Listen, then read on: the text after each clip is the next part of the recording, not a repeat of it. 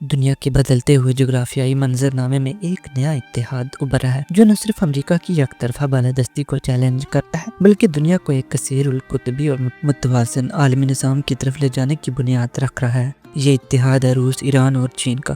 روس اور ایران نہ صرف برکس اور شنگھائی تعاون تنظیم جیسے عالمی پلیٹ فارمز پر مضبوط اتحادی ہیں بلکہ انہیں جنوری میں ماسکو میں ایک جامع اسٹریٹجک معاہدہ بھی طے کیا جو دونوں ممالک کے درمیان گہرے تعاون کا روڈ میپ ہے۔ یہ معاہدہ دفاعی اتحاد تو نہیں لیکن اس میں یہ واضح الفاظ میں درج ہے کہ اگر دونوں میں سے کسی ملک کی سلامتی کو خطرہ لاحق ہوا تو وہ مشترکہ رد عمل دیں گے جس میں فوجی تعاون اور انٹیلیجنس شیئرنگ بھی شامل ہے۔ ٹرمپ انتظامیہ نے جب ایران کے خلاف زیادہ سے زیادہ دباؤ کی پالیسی اپنائی تو روس نے سفارتی سطح پر ایران کا دفاع کیا اور اس کے جوہری اور توانائی کے ڈھانچے پر بمباری کی دھمکیوں کو مسترد کرتے ہوئے مذاکرات پر زور دیا۔ اسی دباؤ کے بعد امریکی سفارتکار اسٹیون وٹکوف نے اچانک اعتماد سازی اور اختلافات ختم کرنے جیسے الفاظ استعمال کرنا شروع کیے اور بالآخر عمان میں ایرانی نمائندوں سے بالواسطہ مذاکرات کا اعلان کیا گیا۔ اس دوران ٹرمپ نے ایک حیران کن اقدام اٹھایا۔ اس نے دورے پر آئے ہوئے اسرائیلی وزیر اعظم نیتنیاہو کے سامنے ایران سے بڑی ملاقات کا اعلان کر دیا جس سے ظاہر ہوا کہ وہ پیچھے ہٹنے پر آمادہ ہو چکا ہے۔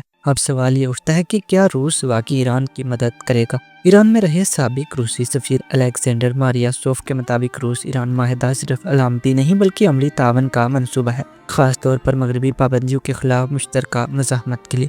اس معاہدے میں قفقاز، وسطی ایشیا اور مغربی ایشیا جیسے حساس خطوں میں سیکیورٹی تعاون کی وضاحت کی گئی ہے۔ اگرچہ روس سرکاری طور پر یمن کے حوثیوں یا حزب اللہ کو تسلیم نہیں کرتا لیکن اس کے ان گروہوں کے ساتھ غیر رسمی تعلقات موجود ہیں۔ خاص طور پر شام میں جنگ کے دوران حزب اللہ کے کردار کو روس نے قدر کی نگاہ سے دیکھا ہے۔ اسی دوران ٹرمپ نے روس کو لبانے کی ایک چال بھی چلی۔ اس نے پوتن کو بظاہر ایک پرکشش پیشکش دی۔ اگر روس یوکرین جنگ میں امریکی شرائط مان لے اور ایران کی حمایت ترک کر دے تو امریکہ روس کو بلیک سی میں غلے کی ترسیل کا راستہ دے گا، سوئفٹ پابندیاں ہٹائے گا اور کچھ روسی بینکوں کو عالمی مالیاتی نظام میں دوبارہ شامل کر لے گا، مگر اس کے بدلے ایران پر حملے کے لیے خاموش حمایت مانگی گئی۔ روس نے نہ صرف اس پیشکش کو مسترد کر دیا بلکہ اسے مافیا طرز کی ایسی پیشکش قرار دیا جو ٹھکرائی ہی جا سکتی ہے۔ چین اور روس کے تعلقات اس سے بھی زیادہ مضبوط ہیں۔ دونوں ممالک نے کبھی آپس میں باضابطہ دفاعی معاہدہ نہیں کیا مگر ان کی ہمیشہ کے لیے دوست کبھی دشمن نہیں کی پالیسی باہمی احترام اور عدم جارحیت پر مبنی ہے۔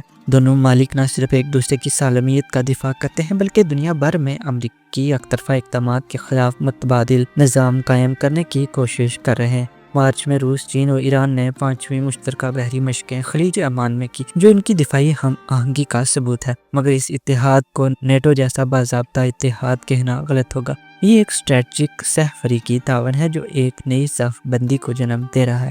روس، ایران، چائنا کے درمیان ہونے والی حالیہ ملاقات میں ایک نیا روڈ میپ طے کیا گیا جس میں ایران کے جوہری معاملے پر کشیدگی کم کرنے، مذاکرات کی بحالی، جوہری معاہدے کو دوبارہ فعال کرنے اور مرحلہ وار اعتماد سازی پر زور دیا گیا۔ دوسری طرف امریکہ اور اسرائیل کا بیانیہ یہی ہے کہ ایران کو تنہا کر کے اس پر دباؤ بڑھایا جائے تاکہ وہ مزاحمتی محور سے ہاتھ اٹھا لے، مگر حقیقت یہ ہے کہ روس اور چین ایران کو ایک اسٹریٹجک پل سمجھتے ہیں جس کے ذریعہ وسطی ایشیا اور بیلٹ اینڈ روڈ جیسے منصوبے محفوظ کیے جا سکتے ہیں۔ 9 مئی کو روس میں یوم فتح کے موقع پر ولادیمیر پوتن اور شی جن پنگ کی ملاقات متوقع ہے جہاں وہ 100 سال میں ہونے والی سب سے بڑی تبدیلیوں پر گفتگو کریں گے۔ اس موقع پر ایران کی صورتحال، تیل کی قیمتوں میں ممکنہ اضافہ اور ابنائے ہرمز کی بندش جیسے ممکنہ نتائج پر بھی غور کیا جائے گا۔ یقیناً ایران پر حملہ صرف ایک ملک پر حملہ نہیں ہوگا بلکہ وہ آگ پورے یوریشیا کو اپنی لپیٹ میں لے سکتی ہے۔ ٹرمپ کے پاس وہ پتے نہیں جو وہ سمجھتا ہے کہ اس کے ہاتھ میں ہے۔